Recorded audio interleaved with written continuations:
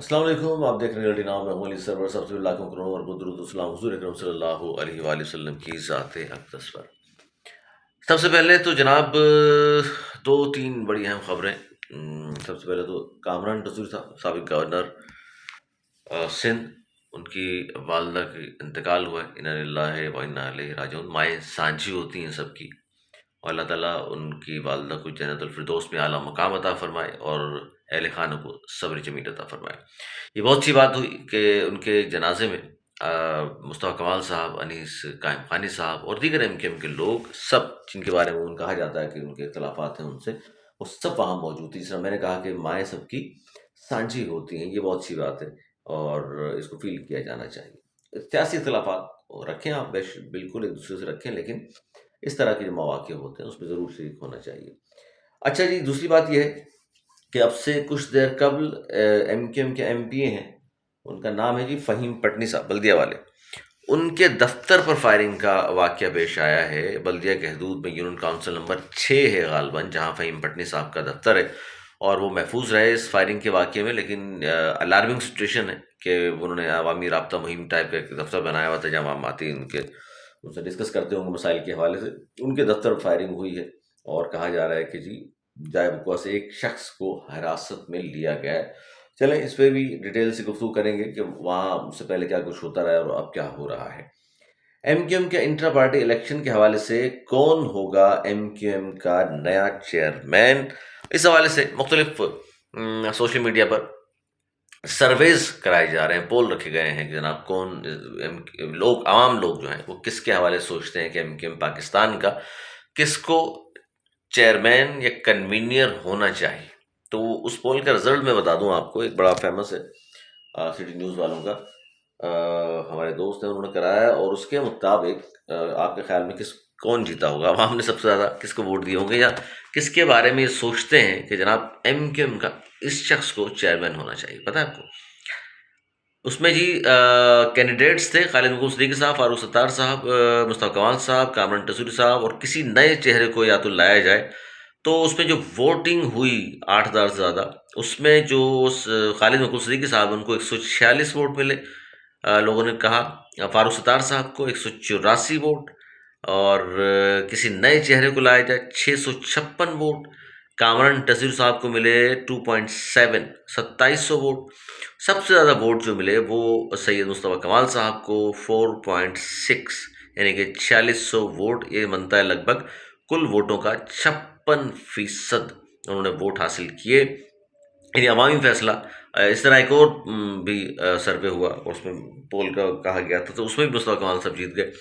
عام عوام کے حوالے سے میں بات کر رہا ہوں، انہوں نے سب سے زیادہ ووٹ انہیں دیے، اور ٹسوری صاحب سیکنڈ پر رہے، باقی لوگ تو بالکل ہی مقابلے میں سمجھ لیں تھے ہی نہیں۔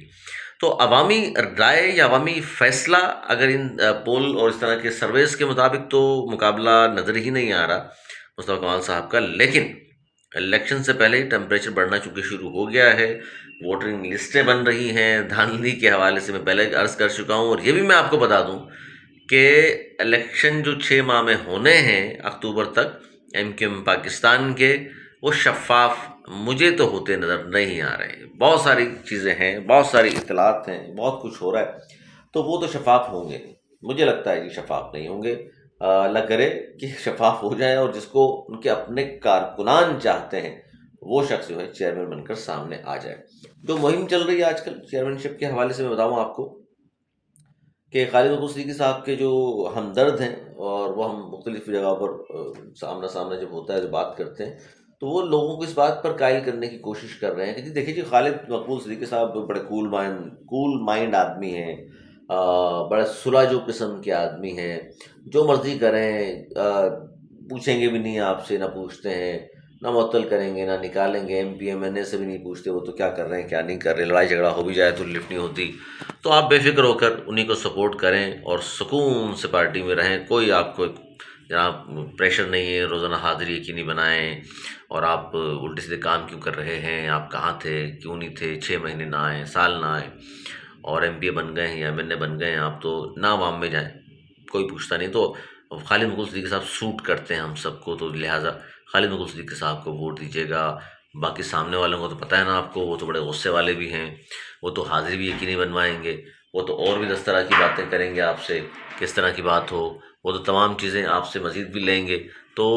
ظاہر ہے وہ تو کام کا ہی پوچھیں گے، آپ نے کام کیا نہیں کیا، آج کہاں تھے، آپ کو ذمہ داری دی گئی ہیں، ذمہ داری پوری اترے نہیں اترے، یہ تمام چیزیں سامنے والی پارٹی تو وہی پوچھے گی۔ تو لہٰذا اس سے بہتر یہ ہے کہ خالی مخلوق صدیقی صاحب ہی بہتر ہے، اور پھر پکڑ دکڑ اگر آپ نے کر لیا، ان کو پتہ چل گیا، تو ہو سکتا ہے اس پہ ڈانٹ ڈپٹ بھی ہو جائے، اور اس پہ شوکاز وکاز بھی دے دیں۔ سامنے والی پارٹی تو جو آپ کو پتہ ہے نا، اس نے نہ شوکاز دیے خالی مخلوق صدیقی صاحب نے، نہ کچھ کیا۔ تو یہ بڑی اہم چیز ہے۔ پھر مصطفیٰ کمال صاحب کا ایک بیان مزید آ گیا، جس میں انہوں نے یہ کہا کہ جی مرکزی کمیٹی کا اجلاس خالد بھائی بلا لے فوراً۔ تو انہوں نے اب تک اجلاس نہیں بلایا، تو اس سے آپ اندازہ لگا سکتے ہیں۔ اس سے پہلے انہوں نے خدشات کا اظہار بھی کیا تھا، اور کہا تھا کہ جناب مجھے تو جو پتہ چلا ہے وہ پتہ چلا ہے میڈیا سے کہ یہ انٹر پارٹی الیکشن بھی کرائے جانے ہیں، یعنی کہ خفیہ یہ باتیں چل رہی تھیں، 3 نوٹسز آ چکے تھے، اس پر بھی انہوں کہتے ہیں کہ جی یہ بات ظاہر کی نہیں گئی۔ تو یہ بھی بڑی الارمنگ سچویشن ہے، تو اس پر بھی بات ہوگی۔ اور میں ساتھ ساتھ یہ بتاؤں آپ کو کہ ڈاکٹر فاروق ستار صاحب نے پریس کانفرنس کی اور میڈیا سے گفتگو کر رہے ہیں آج کل وہ، جس میں وہ یہ کہہ رہے ہیں کہ جناب پیپلز پارٹی کو بھگانا ہے، کراچی کو بچانا ہے، ٹیسوری صاحب کو دوبارہ گورنر بنانا ہے۔ تو یہ تمام وہ باتیں ہیں جس سے پتہ چلتا ہے کہ معاملہ جا کس طرف رہا ہے، فاروق ستار صاحب کیا سوچ رہے ہیں، اور فاروق ستار صاحب کراچی میں اگر پیپلز پارٹی کو کس طرح بھگائیں گے۔ بھائی آپ وہ لاہے عمل نہیں بتا رہے، سڑکوں پر کب نکلیں گے عوامی ایشوز پر؟ آپ صرف ایک پریس کانفرنس کر کے سمجھتے ہیں کہ حق ادا کر دیا میں نے،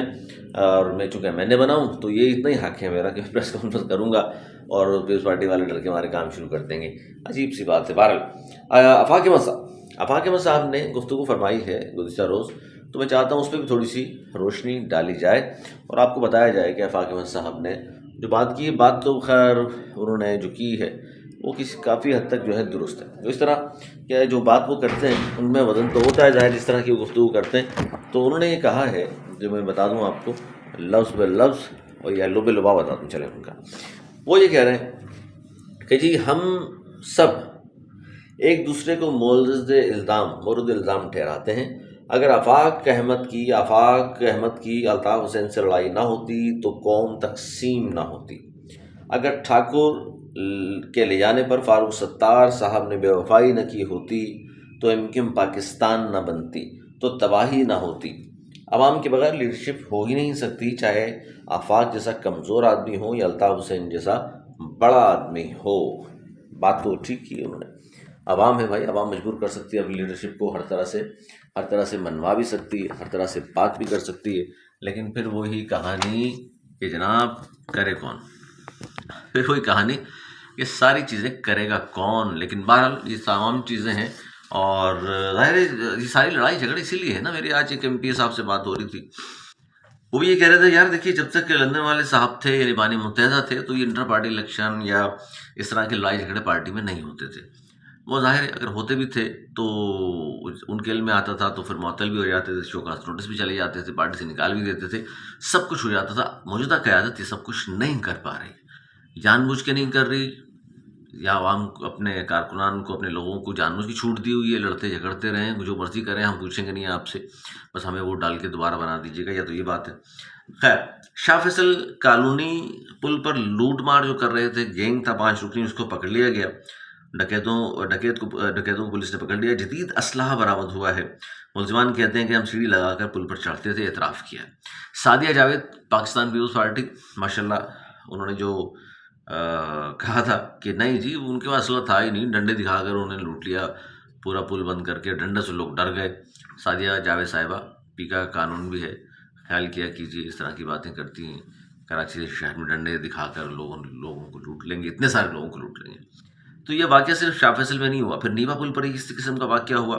اور پھر جیل چورنگی پل پر بھی اسی قسم کا واقعہ ہوا، اور اللہ کرے کہ وہاں کی بھی پکڑے جائیں۔ آج بلکہ میں اسٹریٹ کرائم کی جتنی وارداتیں ہو رہی ہیں شہر میں، اس پر الگ سے ایک ویلاگ بھی کر کے بتاؤں گا۔ آج بھی بہت کچھ ہوا ہے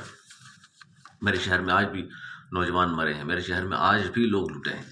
تو میں اس پر بھی جلد انشاءاللہ تفصیل سے اس پہ پروگرام بھی ہم کریں گے۔ لیکن اب تک کی جو اطلاعات تھیں میں نے کہا تھوڑی سی میں آپ تک ضرور پہنچاؤں کہ ہو کیا رہا ہے، تو باقی انشاءاللہ پھر آپ سے ملاقات ہوتی۔ آپ نے بہت خیال رکھیے گا، میری اجازت، مولانا کے بعد۔